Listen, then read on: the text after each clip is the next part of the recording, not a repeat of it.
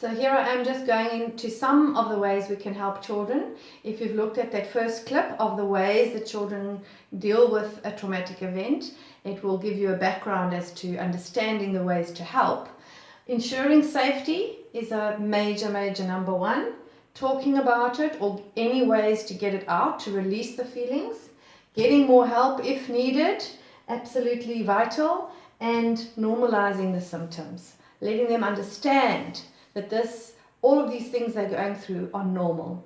So let's go to the top one, ensuring safety. You can imagine for a child, their whole life is built on what they know around them. Their parents, the routine of school, and everything that happens, their bedroom, the color of the walls even.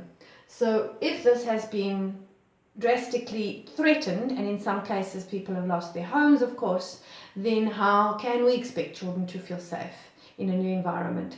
So that's where we have to keep assuring them. And also we've gone into this emergency mode within our nervous system. So it's our jobs as adults to keep repeating to ourselves and the kids, I am safe, we are safe. And you can even get them to say that out loud. I'm safe, we're alive, I'm safe, we're alive, and all the things that they still have, focusing on some of the things that are familiar. So ensuring safety at any time in the next few weeks is a vital priority. It's very tricky with the fire because of the flare-ups, and there's still been smoke in various areas, and yet we have to stay with this moment and we are safe. Talking about it. With children, we know that they're not as verbal as we are, so it's not so easy for them to talk about it. So please be compassionate and don't force them to talk. Depending on the ages, different children will and will not want to talk, and some talk overly freely and others are not talking at all. So this whole category of talk about it, what I'm really meaning is let it out, and that's for adults too. And there are many ways that children can let out their feelings without action, without words. I'm going to be doing a clip on some creative ways on that too. So even movement, drawing, collages, clay work, letting out the feelings. So let's go into talking about it. Obviously being compassionate about their feelings and their sense of reality now, even though we can see that the fire is over, they're still not feeling safe. And as adults, we often also not feeling safe. So let's be compassionate about that, not to force talking. Listening is so important, and obviously to listen with the heart is the best way to listen. I always say we have 2 ears and 1 mouth for a very important reason, to listen twice as much as we speak. And then answering their questions.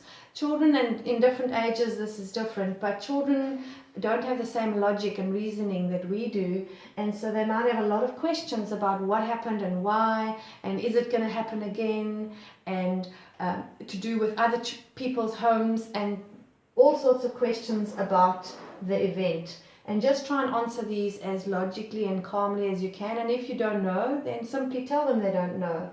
Allow contradictions.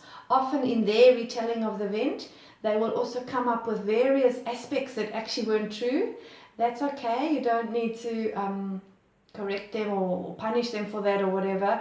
There are going to be some contradictions in their stories because, as I said, the frontal lobe, this reasoning and logic isn't so well developed, and they're also quite, still in a state of post-trauma.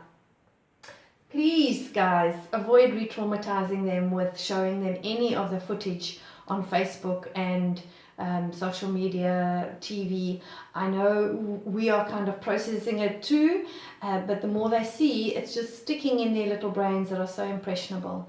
So one of the things I've been doing with the groups in some of the schools here is just to even letting them draw their worst image, draw what they saw, the worst and most fearful thing, and then we throw away the drawing. We don't want to put more stuff in and re-traumatize them in other ways. I'm coming back to this one in a moment. Normalizing symptoms is helping the children understand that it's okay to be going through all these things I discussed in my first clip, the common responses after trauma, helping them understand that it's okay to have all of those and that it's going to pass. And we call that normalizing the symptoms. And then getting more help, if these common symptoms don't change over the next few weeks and the child becomes more shut down and more traumatized in different ways, then it's also very important to get more outside professional help.